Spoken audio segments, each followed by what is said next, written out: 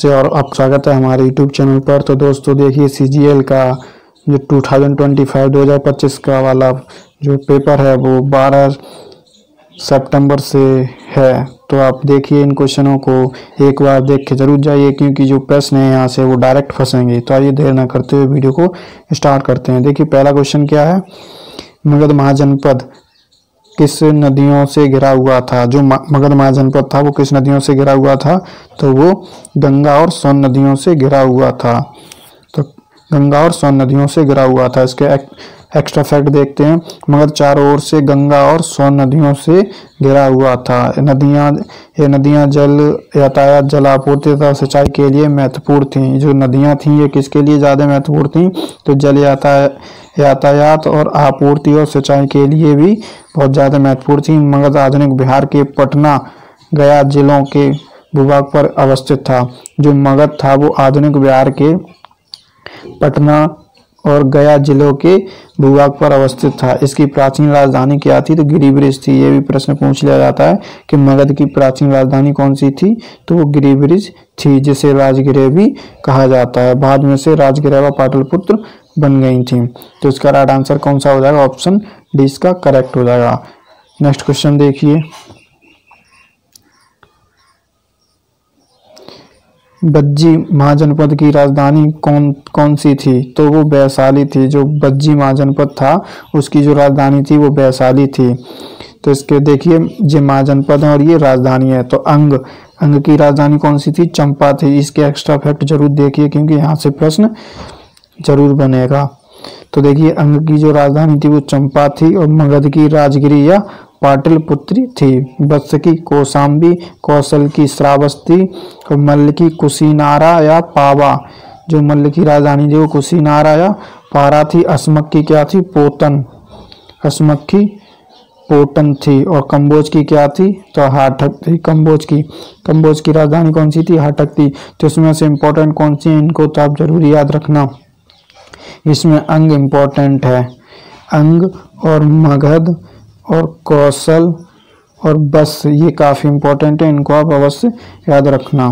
Next question देखिए, राजगिरह किस महाजनपद की प्रथम राजधानी थी, तो वो मगध की थी। जो राजगिरह थी वो मगध की राजधानी थी। राजगिरह मगध महाजनपद की प्रथम राजधानी थी। यह बिहार में नालंदा जिले में स्थित एक ऐतिहासिक और धार्मिक स्थल है।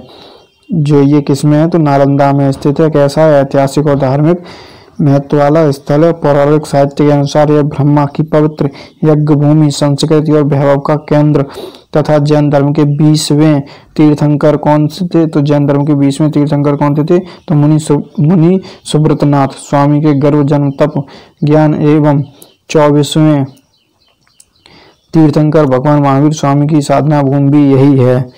तो इसको याद रखेंगे कि ये भूमि किस किस से जुड़ी है, तो जैन धर्म के 20वें तीर्थंकर मुनि सुब्रतनाथ और 24वें यानी कि अंतिम तीर्थंकर महावीर स्वामी से भी यह भूमि जुड़ी हुई है। नेक्स्ट क्वेश्चन देखिए, निम्न में से कौन सा प्राचीन भारत का पहला साम्राज्य है जिसमें युद्ध के लिए बड़े पैमाने पर हाथियों का उपयोग किया जाता था, तो वो किसका किया जाता था, इसका आंसर आप कमेंट में बताएंगे। नेक्स्ट क्वेश्चन देखिए,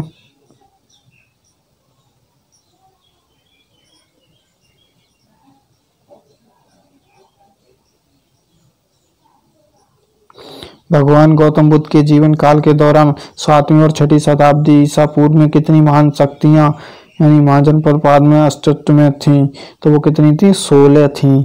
और वो कौन से हैं, ये 16 महाजनपद हैं जो कि महाशक्तियां थीं। वो कितनी थी, 16 थीं।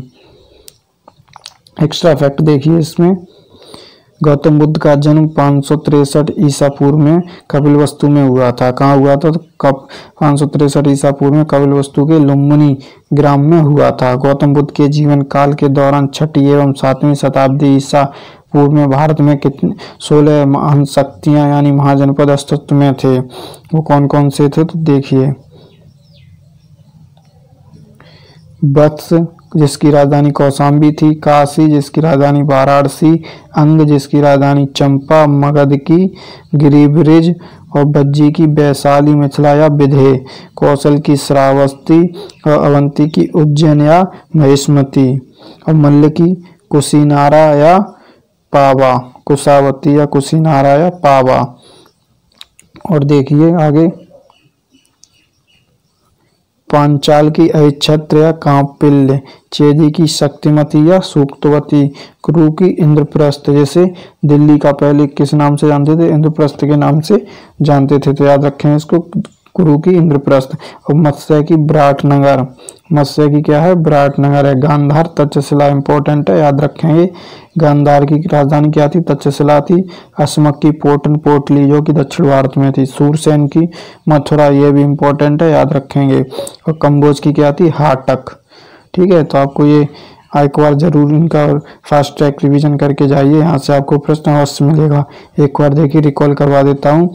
वत्स की कौशाम्बी, काशी की वाराणसी, अंग की चंपा, मगध की गिरिब्रिज या राजगिर, बज्जी की कौशाली मिथिला या विधेय, कौशल की श्रावस्ती, अवंती की उज्जैन,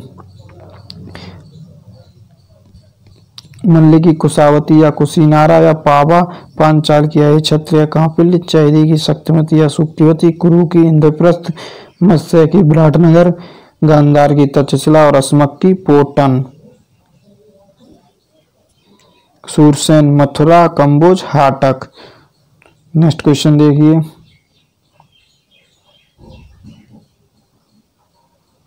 निम्नलिखित में से कौन सा राजशाही राज्यों में एक नहीं है जो कि 7वीं और 6वीं सदी के शुरू में ईसा पूर्व में भारत में मौजूद है, तो कौन सा, तो वैशाली।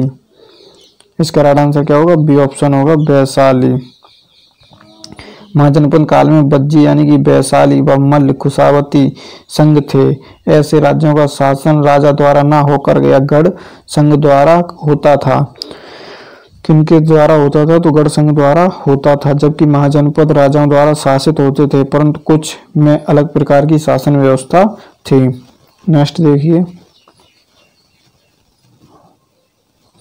कौन सा बौद्ध ग्रंथ महाजनपदों का उल्लेख करता है, तो कौन सा करता है, कौन सा बौद्ध ग्रंथ है जो महाजनपदों का उल्लेख करता है, तो इसका राइट आंसर होगा ऑप्शन सी, अंगुत्तर निकाय।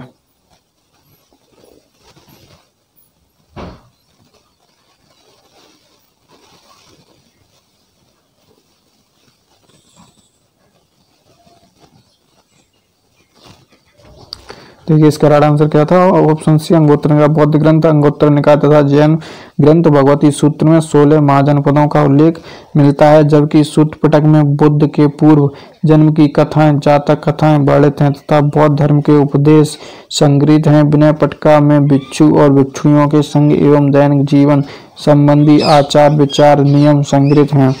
अभिधम्म पिटक में बौद्ध दार्शनिक सिद्धांतों का वर्णन है। जो अभिधम्म पिटक है यानी कि जो बौद्ध जी का अभिधम्म पिटक है, उसमें बौद्ध के दार्शनिक सिद्धांतों का वर्णन है। नेक्स्ट क्वेश्चन देखिए,